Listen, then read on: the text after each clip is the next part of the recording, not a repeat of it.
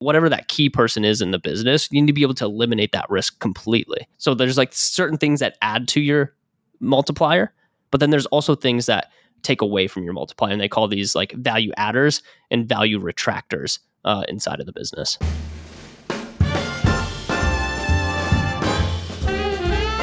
What is up, everybody? We are back with another epi with me and my boy Josh.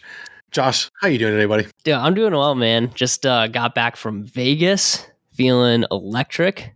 I threw some down on some craps this past weekend, or not the weekend, Monday and Tuesday. I was gambling on a Monday and Tuesday, believe it or not. So feeling good though. At that point, people would be like, "Hey, Josh, here's a number you should call on a Monday and Tuesday." That's usually what they say. Hey, I came out on top. You know, it's not a problem unless you lose.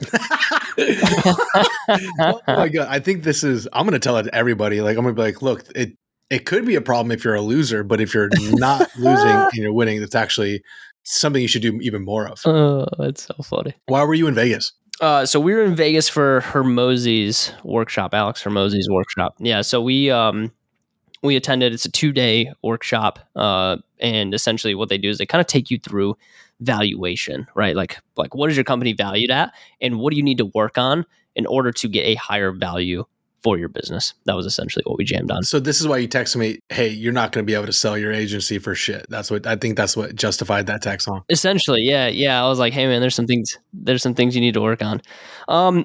So I think a couple different things. Like I think the key man risk is their biggest indicator. It's the highest weighted thing in their opinion on if you're going to be able to get the valuation that you do want inside of the business. And I know you guys are working on this because you're standing up some paid ads for the agency right now. I think you have to define key man risk. Like there's a lot of things. We've bought a couple. We eventually, if it's in our cards, we want to be sold. So tell me like what key. I know what I'm assuming what it is, but yeah. So essentially, key man risk is just the is there a single dependency on either revenue growth or revenue retention inside of the business? So if there's a key player inside of the business that's like, hey, we don't get deal flow unless Shack is here, or we can't fulfill unless X, Y, and Z player is inside of the business, right? So it doesn't even have to necessarily be the owner. It could be a certain like key employee that if for some reason they disappeared, like all of a sudden we start losing clients, right? So whatever that key person is in the business, you need to be able to eliminate that risk completely. And they mark it down 3x if you have this key man risk inside of your business. So there's like certain things that add to your multiplier, but then there's also things that take away from your multiplier. And they call these like value adders and value retractors inside of the business. Well, so this is something that we've been trying to diversify for quite some time. And so Chase drives Rev, I drive Rev, Jake drives Rev, Jake operates. And we were in a place where like, at one point it was just that. Like now, as you see all of our leads coming through. So this has been a very, very good month. Like May has been an outstanding month for us in terms of inbound and what's going on. We turned paid ads on 3 days ago. We're averaging 2 leads a day right now. Low budget. Funnels live, ads are live. And so we're averaging some leads. So Jake and I are looking at each other going like, holy shit, like this is a real, like now we got to get show rate, we got to get quality, we got to get all these things that are destined to come to it. But I'm sitting here going like, this is a real opportunity for us to continue to build on it. And I've been so deep into so many of these people's flows because I'm trying to think about 2 different things. I can continue to acquire, and these people are coming in from referrals, Google, and organic. I see that. Next is going to be how many ads are going to come, or how many leads are going to come from each of our ads. Then we go into the whole build out our setters program. Up until this point, we went almost 10 years not needing to turn on a single ad, which, I mean, say what you will, like, yeah, like, oh, it's helping you reduce costs, like your margin on acquisition is so much better. But dude, it actually has put us way behind some of these younger, smaller shops are able to move very, very fast because we haven't needed to nail down an offer to get people to get on the phone with us or nail down a loss leader or just that negative CAC equation that we wish we would have done. Yeah, 100%, man. So, essentially there's like, I don't know if you want to go deeper into this, but I mean, we're going to talk a little bit about valuation today. There's essentially like key components that they consider to value adders, right? The first one is being revenue, which might be surprising to some of the audience because normally what we see as like, hey, how you get your multiplier is going to be based off of EBITDA. But I mean, you can't have EBITDA without revenue, right? So the first thing that they're going to look at is revenue. It's not highly weighted, but they are going to look at revenue because your revenue needs to be at a certain point to have a certain amount of EBITDA. And really, it's kind of like that 5 million in EBITDA when you start to really get the multiplier that you want on the agency. So revenue is something that they take into consideration. The second thing is revenue growth. So how does revenue growth look year over year? Are you guys trending upwards? Are you guys trending downwards? Have you been stagnant? Right? Depending on your revenue growth month over month or year over year, they're going to weigh that into their valuation because it's either, hey, this business is growing or it's stuck or it's decreasing. And if it has a bad trend of it's been stuck, that's obviously not as bad as if it's if it's declining. But if they see trends that, hey, the revenue has been declining over the last few years, that they're going to mark that down for sure. The thing that's really staying on this topic of like markdown of trends. So like selfishly speaking about where we are, we've done an acquisition a year, 2 acquisitions in 2023. Some great, some okay, some terrible. In doing that, we work through some of our partners, work through some of the deal flow, work through some of the employees that are working with us. And I would say fundamentally 2024 for us on a company level is a rebuild, reestablish quality of work, and relaunch year. So if we look at our overall stagnation of revenue on a month-to-month, year-over-year rate, because I know there's a key metric that a lot of these people, at least on the teams that we've been talking to, on what's important for acquisition for a service business for our space, could be different. I'm very curious if you guys had any of these conversations with you guys. I'm at the acquisition side, but it was what was revenue year over year, month to month, meaning January 2023 to January 2024. And that target for us, that was down. That's down for the first time in quite a while. Yet there's a real specific story as to why that's happening. Did any of that topic come up? Yeah, for sure. So one thing that they talked about was like sales and marketing efficiency, right? So your ability to have LTV, but also have a good customer acquisition cost, and they have a formula that they utilize to compare those two, and it basically just LTV divided by customer acquisition cost, and like that's what they look very intensely at is going to be those two numbers. They want to see long lifetime value because like that's another adder that they mentioned was like your ability to have revenue retention. If they see like, hey, from a cohort of like, say, you signed 20 new clients over the course of the year, but from those 20, the next year you only have 5 of them left. They're marking down valuations simply off of that as well, which, in the agency space, like agency space has, notoriously high churn. So it's like, that's something that has to be looked at inside of the business and like should be fixed. And there was a ton of different ways that they talked about fixing like the retention side of the business. We can go into that here in just a minute, but like, did that answer your question? Okay. It did answer the question because that's the area that I'm like, this is something that we don't have like an incredible stronghold in, even though I know it's been worked on. It's a biggest focus. It's what we truly care about the most. It's just been very, very different for this year specifically on a macro revenue point. The leads coming in, that's different. That's totally fine. But the fulfillment of this is the area that we're trying to figure out. You want some of my notes on increasing LTV? Retention and LTV is a little bit different in my opinion. Are you looking at it differently or thinking about it differently? Well, I mean, they correlate with one another. I agree. But your lifetime value is predicated on your ability to retain clients, right? Correct. Before we jump in, what's the nuance for you? Well, because LTV would be like increasing LTV would be adding additional services to what they're currently paying. Retention in my mind is like they came in on a service and they stayed on that service or they didn't churn. Now, technically, you can say LTV is like it doesn't have to grow, but it can be maintained, and by it being maintained, technically their LTV is growing. 100%, yeah. Because like, say they sign another 6-month contract, that LTV for that client is going to increase. So I think we're on the same page, but it's like I think retention does play into the LTV side of it. So it's like LTV as a whole, like, yeah, you can do like upsells, right? Like that's one category that they talk about is like, hey, you can add upsells, you can cross sell into other services. What they kind of talked about is like the quantity and quality of the service. So it's like, hey, like maybe you're introducing a higher quality service where it's like, we see this a lot in creative agencies where it's like, hey, we're going to take you from 5 ad creatives per month to 10 ad creatives per month, right? That would be something that the quantity, right? Or maybe you're getting a different package. Like say you're going from like a very direct response ad creative where it's like, hey, we're doing short 30-second ad creatives. Well, the increase of quality there would be like, hey, we're going to shoot a Harmon Brothers style, a Chamber Media style ad creative for that. But like the quality of that type of ad is exponentially one more expensive, but the quality of a type of ad like that is way higher, right? So that's what they talk about like with upsells. And I think that's where you're thinking like LTV as far as like cross-selling into more services or being able to upsell a current package like that. I think that's what you're kind of thinking of as like LTV. Yeah, because we would look at it as like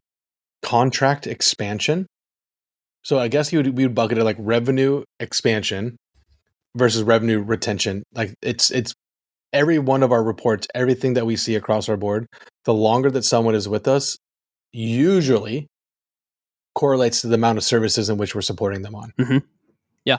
In that conversation is like, that leads me down a path of like, do I do one service? Do I add on more services to my current service? Like that is a whole different finger we want to pull on. Yeah. Well, I mean, like that's just simply one category. There's a lot of different ways. Like, so let me break down a couple categories real fast. Okay. The first one just being like the product line itself. Now we call this like a service line inside of the agency space. Like, 'cause we deliver service, we don't deliver product, but essentially what they bucketed into is 5 different pieces, which is faster, easier, better, pricing, and lower risk. So faster being like, hey, we deliver the result faster, right? If we deliver the result faster, our client should stay along with us and be retained for a longer period of time. Same thing with easier. Like it's easier to implement. So like your team can implement it easier into another business.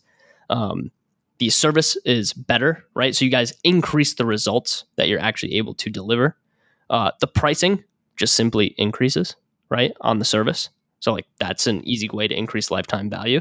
And then lower risk, right? So if you can lower the risk of like them coming in and actually getting the results, cool. Can you do that? And that's where like the classic Hermosi like guarantees comes in with being able to like, hey, we guaranteed this, or you're not going to pay, or you're going to get a refund, or even we'll pay you sometimes, something along those lines. So it lowers the risk, so you get more people in. So like that's the product or service line. Does that make sense? It does. Yeah.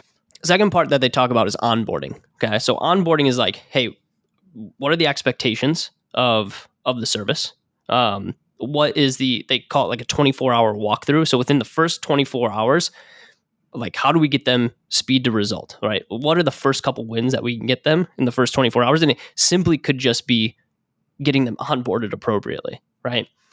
They talk about like a client success handshake, where it's like you have a really good onboarding process. The sales team passes off to the client success team effectively. Could you add personalization into what you guys do? Like a little bit more personalization, whether that's like, hey, can we send out a gift? Also next step. So it's like after the onboarding process, what happens? Like what happens after 30 days, 60 days, 90 days? What does the roadmap to success actually look like? And then the last one that they mentioned was like an onboarding survey, which I was like, why don't we do this? Like, why don't I send out an onboarding survey? Yeah, it's crazy. It's like, that's such a low hanging fruit of like, hey guys, how was your experience onboarding with us? Oh, it was garbage. It's like, oh, okay, well, that's something that we should probably work on, right? So it's like sending out an onboarding survey after the first 7 days of them getting started with you. So that was another category that they mentioned in like increasing LTV. Good idea. That's a great note. I think, dude, on the onboarding survey, that could be such a saver, especially for people that are high volume onboard or not super high sales ticket, where you have 3 a week, more than 3 a week, 5 a week. Maybe you have 20 a month. Like if we, at our peak, we were doing 25, 30 onboards a month outside of like the other calls between audits, etc. To know even if we got 5 survey replies on any of these, of understanding like, it was really confusing once the contract hit me and like why was I paying you and you didn't start for 2 more days? Like that could be a crazy insight. So I think one of the biggest action items is like, if you're a smaller boutique shop And having more of these touch points of how was that, that lets your product get so good so fast. And look, you might be the founder executing and doing the onboarding yourself, so you're probably clear if it was sloppy or not. But as soon as you get one or two, in my case, almost three rungs removed from the actual onboarding service for some of our products, if I don't have that information or that data, like I almost feel like stupid for not having that already, because we have so many different types of services and products at a large price point. We should get that implemented. 100%. And they also talked about like this, like the activation stage as well. Like so once they're done onboarding, how do we get like time to value down, 30-day value, like within the first 30 days? Like they talk about what wins. Like it doesn't always have to be results. It could be, hey, we stood up our first campaign, or we just got new creative launch. Super excited about this. It's like that's what they talk about, like adding that extra value. It's like those are things that probably your clients aren't even thinking about. But like when you launch a new campaign, that's a win. When you launch new ad creative, that's a win. I would say to us, yeah. But if you're hired to do, that's like such a microwave. That's like, it isn't going to be viewed as a win, because at that technical point, at the technical thing that you just signed the contract for, expectation of deliverables, getting live is the prerequisite to eventually getting the result. So I don't think that's a celebrate. I don't think it's a celebratory moment. I think that this literally happened and we're able to do this. But I don't think anybody on the client side is viewing this as like, dude, thank you so much for getting that campaign up. What if you lost hundreds of thousands of dollars from them setting up that campaign? That's not a W. Yeah, for sure. Well, and hopefully that's not the case. But the idea behind it is that, hey, we laid out a roadmap or we laid out a game plan and we're executing. And when you execute, like in my opinion, like that should be shared with the client of like, hey, we're on track, we're on pace to hit this because this was our roadmap. This is what we said we were going to do. So like this campaign got deployed. Sweet, we're on time. And we're measuring up to exactly what we said we were going to deliver. So sure, like you don't have to celebrate it as a win. Like you don't have to send them a Slack message and be like, hey guys, great. We got a campaign launch today. But like at least an update of, hey guys, just want to let you know, got this campaign activated. We're right on schedule. We're right on time. I also don't think we brag enough. Like, hey, this went live. Here's the early performance indicators. Hey, this isn't definitive, but it's looking in the right direction. That's such a place that we need to be playing in. And even within your existing team, whether you're like working for the agency or you're not or you're working on a team within an agency, being able to brag about what it is you're doing, huge win. Sorry, keep going. No, you're good. And then the last thing on here was just simply like an activation survey, right? Where it's like over the first 60 days, hey, we've activated campaigns. We're starting to collect results. How are you guys feeling about the process so far? Do you like the communication? Do you guys like how we're delivering the service? What do you think of the ad creatives, our first ad creatives that we sent through to you guys? How are you guys enjoying this stuff, right? Almost like a net promoter score survey of like, hey, like, are you guys liking this or not? Are we on track or are we off track based off of how you guys are feeling right now? I think there's two different ways. So we've tried surveys in the past, and it was actually, I'm going to figure out why we're not live currently with this. There's something that we were doing to get this live, because it's both an internal client survey and it's an internal employee survey that's servicing that team. Because a client perspective, if the performance isn't there, their biasy of the reporting, the biasy that they're going to have is going to be fully negative towards that review. And that has to be considered to what our team on the inside is perceiving is happening. So you actually have to ask a very similar quiz to your team that's executing versus just getting it from the client side. Because as a managing level, as a manager that's responsible, say to the client success manager, and you're in charge of retention, or you're responsible for ensuring that the onboard is as smooth as possible, the perception could be completely different, because the expectations, although established early on in the contract of like, here's what we're going to do, there's always this weird biasy that we're always going to have. So that might be another touch point of data that if you're going to do a client-facing survey, you probably should tie that back in with an internal pulse survey. Yep, exactly.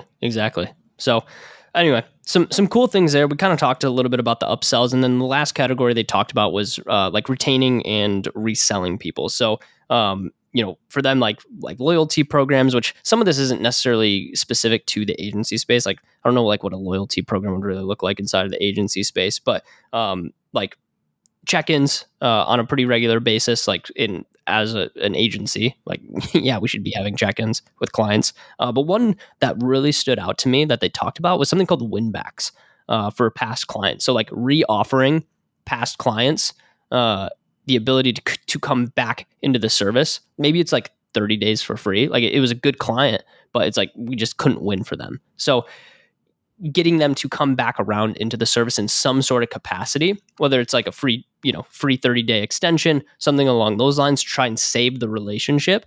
And once again, get them back activated into revenue, right? So like, because we're talking increasing lifetime value, if we can win back a client, then we can increase that LTV with that client. And that's something that, client churns and, a lot of times they're just like, all right, peace, on to the next one. It's like, is there an opportunity for us to have a clear conversation and be able to, come back with an offer that allows us to win that client back? I think the sticking point on this one too is like, there is two things that people don't want to spend more time on. If you just lost a client, there's various reasons why a client might leave. It's usually around two things. The relationship is not there and there's no mutual respect, or the performance isn't there and you're not able to be successful. So if they're leaving, they're like, I love you guys. You guys are awesome. You're absolutely crushing for it. I'm just going over here. And then you don't get the answer as to why they're actually leaving. That makes sense why I need to engage with them. But you're not really going to know that on the surface level unless you're so small and you yourself are servicing multiple clients so you understand how these things ended. You'd have to have the CRM so dialed in on an offboard or a post-mortem with the team to go like, why did they leave? Nothing. They were super happy with us. Awesome. 30-day re-engage. Let's reach back out to them and see what they're doing. Because if you think about it on a 3-month contract or a monthly contract, most of the larger people that if you're charging anywhere between $7,000 to $15,000, you're usually getting them on a contract for 3 months on a quarterly basis, 4 months maybe. So every 3 months, they're probably interested in hearing what's going on. Maybe, right? I would say like it's still worth your time. Month to month, who knows? But this is why I think somebody in our space that does a really good job, specifically in the D2C side, is Nick Sharma, where his newsletter is so education packed that even if you aren't a client of his, or even if you left it, you're probably still subscribed and you're still going to get some of information, teaching and learnings. And so do the D2C newsletter guys like Eric, Dick, and those guys do such a great job of being able to provide just consistent content and value to anybody that's on their list, whether you're with them or you're not, which is huge value add. And there was someone, Chase sent this to me yesterday, and this is something that I think is kind of similar to how do you get an offer back in front of them. There's a Twitter handle on X handle called Ad Professor, has about 150,000 followers on it, and it's just dedicated to posting unique ads on the internet and everything, unique ads from the internet. And they are actually as a front for their agency. So they're just posting a ton of content, and a ton of people follow them, both agencies and brands. And then they're able to kind of get that acquisition through that end, which is probably a much cheaper CPM than whether you and I are tweeting or posting about stuff. How do they acquire through that channel though? Are they sending like DMs? Or are they dropping CTAs? Like what does that look like? So that's pretty much their newsletter. So they're posting, sign up for unique ads in your inbox every single week, or just like stay following.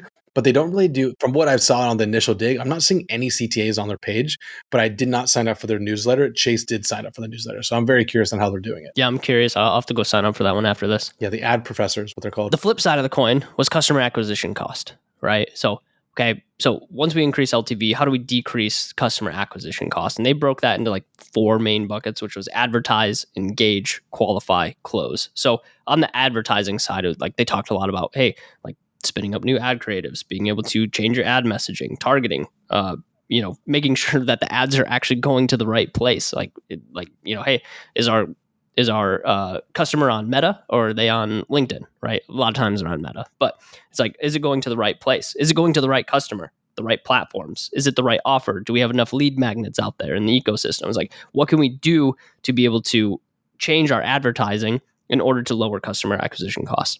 The second piece was just the engagement part, which is like, what's our website? Like, is there clean links for us to be able to actually book a call? What does our follow-up sequence look like? Like, are we doing, just some automated follow-up, or, hey, are we getting, like on our phones from the thumbs, texting prospects that have been in our ecosystem and actually doing appropriate follow-up? Is there better follow-ups that we can do? Is there better value we can be doing inside of the follow-ups? And then scheduling, like how quickly can we get people back on the phone with our team? So I thought that one was really specific because like this is something that we're completely rebuilding in our own business right now is all of our follow-up sequences. Like we're driving more value in our follow-ups. Like we're dropping free resources, free trainings in between calls for a lot of our prospects. And that was a lot to do with this workshop and kind of seeing how they do their follow-up sequences. They're doing a lot from just manual of like, cool, based off of our conversation, this is what I'm going to send you. How do you think through how much time and effort you're going to put into building a micro course versus just like making new ads to kind of go live with it? Because if you're like, you're trying to service, for instance, like if I were to apply that to our space, is we're usually getting hired for paid media or we're usually getting hired for email. So are we teaching them what the flows have to be and how fast we should get it up? Here's what you can do on your own. Or are you trying to make like a very comprehensive thing? What do you think? Yeah. So I've always found that the more depth that we give, like the better engagement that we're going to get off of it, and the more trust that we're going to build. So for me, like we don't like block anything. Like all of our strategies out on the internet, 100% free. But it's like it does come to a certain point where people hit a roadblock or they don't necessarily have the guidance. And for you guys, it would be like, hey, like I don't have the skills or I don't have the team to be able to run this much spend or to be able to turn out this much creative or set up this many email campaigns. At a certain point, they hit this wall where they just like they need someone else. They need someone that's professional and has done it before for brands that are much bigger. So I think for you guys is like give the house, and I think there should be you have some paid stuff like low ticket in combo with some free stuff. So like the free stuff informs them on the paid stuff, and then the paid stuff informs them on the service. No, this is where my head's at. It's been this way for quite a while because we have 3 technical agencies that we can kind of build around. We have Constant, we have Lucid, and we have Structured. And then within Structure, we have multiple services.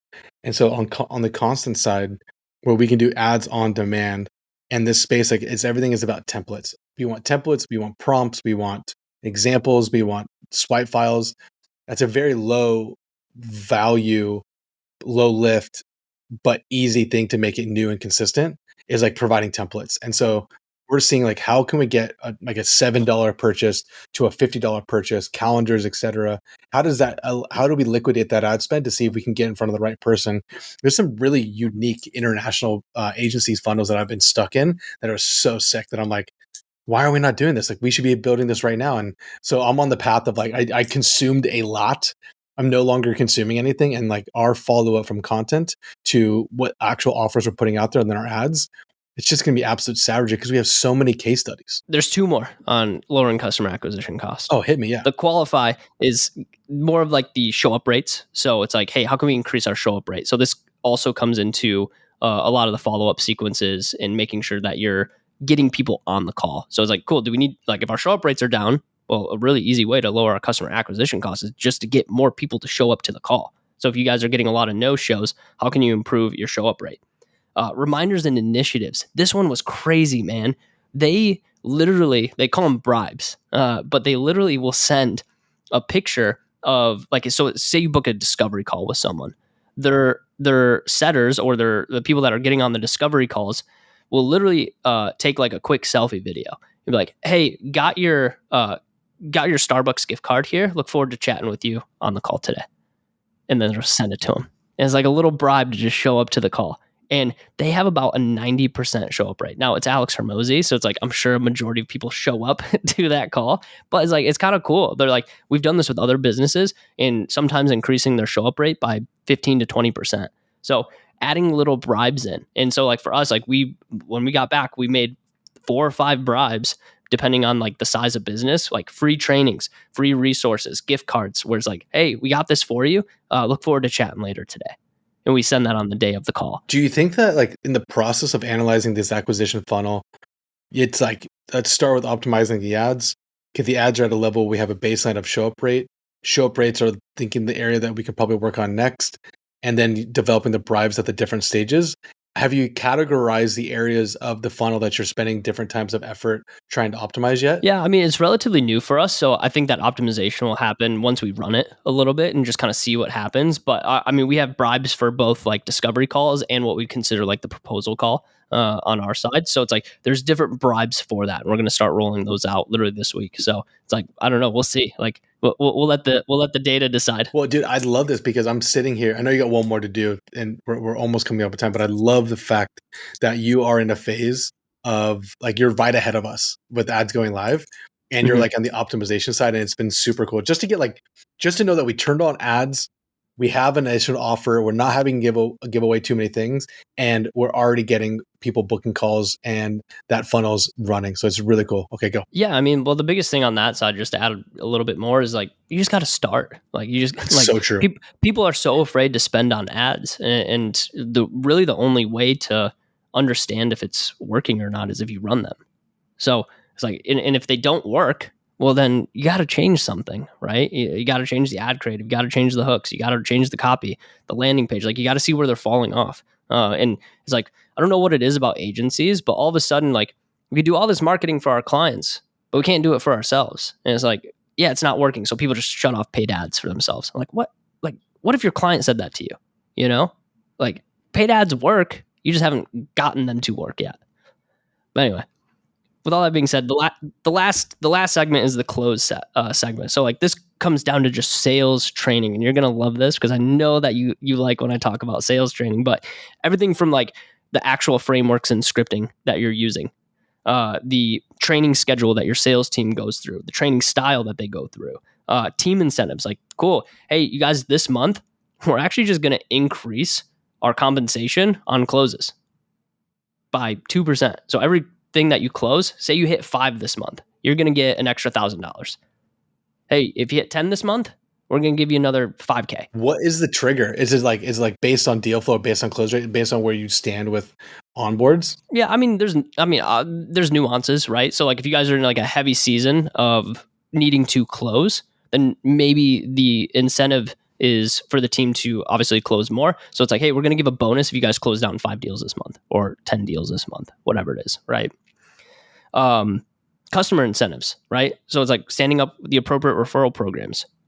And then the last one is front end cash, which I thought was kind of interesting, of like collecting more of that cash up front to lower that customer acquisition cost, which I thought was kind of interesting, of like get more deals in with more front end cash, which that could be, I guess, a couple different things, like a lower ticket offer or something like that. So kind of lowering that customer acquisition cost through low ticket offers. Do you know what I think is that the biggest thing that stood out to me there is incentivizing my partners. Because what sometimes happens is us as owners of our business, and a lot of the times when we're interfacing with some of the reps or the SaaS tools or the people that we're using, they're not the CEO, but they have incentives, and like $100, $50, $25 DoorDash, something that's incentivizing them just to kind of like look at their list and send an email. That's a big deal. Like that's not nothing. Like you come to one of us or go like, hey, here's a couple bucks off of. I'm not going to really go into my emails and like spend the time to send referrals or invites. But for anybody else that's in like a normal job, normal role that's looking to make some commissions or looking to make some introductions, they'll go into the Rolodex. They're probably already going to do it anyways. For sure. And like the incentives don't always have to be cash either. They can be, like you're a new dad, right? And it's like diapers are kind of expensive. Like, what if you had a new dad on your team? And you're like, hey, we're going to send you a month worth of diapers. Crazy. If you close an extra deal this month. I mean, usually 9 out of 10 times it's going to be an Amazon card or cash, because let them do what they want with it. Like that's the easiest place. But like that kind of gives you the idea, like this can be custom. Like it doesn't have to be just cash through the door. Like some people aren't. And here's the thing: is if your salespeople aren't incentivized by cash, then Get them out. you got the wrong. You got the wrong salespeople for sure. I was like, get rid of that guy. For sure. But even your the other people on the team, like chances are they have a good network and they have people that they know, e-com brands that they know. Cool. Can we upsell? Can we and that kind of is more on the lifetime value side, but cool. Can we incentivize that team to help lower that or increase that lifetime value, upsell into another service? So a lot to chew on. That's so good, dude. I'm glad you went there. I'm actually very jealous. I'm probably going to go next year just because you brought it up. And there's a lot of things that I know we need. They do them every month. They do it every month? Every month now. Yeah, well, it's an incubator, right? So it's an incubator for their acquisitions. So basically what they're doing is they're giving them the formula that they utilize to acquire different businesses. And so what they do is they do all of this training with you, and they essentially are molding their next acquisitions. It's actually a very genius play, and you pay to go there. So it's like you're paying them to put you in a position to where they can acquire you, which is crazy to me. Yeah, but there's a benefit there. Like if I can grow my business over time before they acquire me, like eventually they'll acquire me, and we hope we get the payday. So there is. I get it. I like that though. That's this dude. This dude does it on a level that I'm very happy. I'm like within arm's reach with this guy, and I think that's I might just make the payment to go learn and get close to the circle because now he knows who you guys are. Yeah, I mean that's why we went, and we even signed up for his. They have, of course, they had an offer afterward. So like we'll fly out there probably twice a year now to go work with their portfolio team. So which would be kind of cool. Like we learned probably the most in those 2 days than we've learned the past 2 years. That's really cool, and that's the benefit of being in a position of continuing to learn, and again owning your own situation, owning your own agency, owning your own revenue generating vehicle, because you just you'll be able to write some of that off, right? Like that's ongoing education. Yeah, education is 100% write off. So yeah, I mean it's great. So highly recommended. Go to the Hermosi workshop. Well, I'm appreciative of you. I'm happy I was able to see you. Things on this week have been a quick update on the agency side, better than they have been in the past. We went through a lot of different, meaning like month to month, probably will be our best month, but we're finally onboarding an individual that her sole role is to help us understand how to get our employees that are at level 1 all the way to level 3, which is like basically a junior to senior structure. And that way we can kind of start teaching from ground up, because what we're noticing within our space, maybe it's just the season we're in, but anybody that we pull in that has past tendencies or in a different role that was at a different agency and they come to ours, they have bad habits that we can't break, and they don't integrate as well as we want them to the team. So we're going, let's invest the time, effort, and training into starting them from zero in the different responsibilities of departments, and executing specifically how do we level them up? How long is it going to take? What are the resources they need? What is the consistency that they need to have interference with the seniors or juniors below them?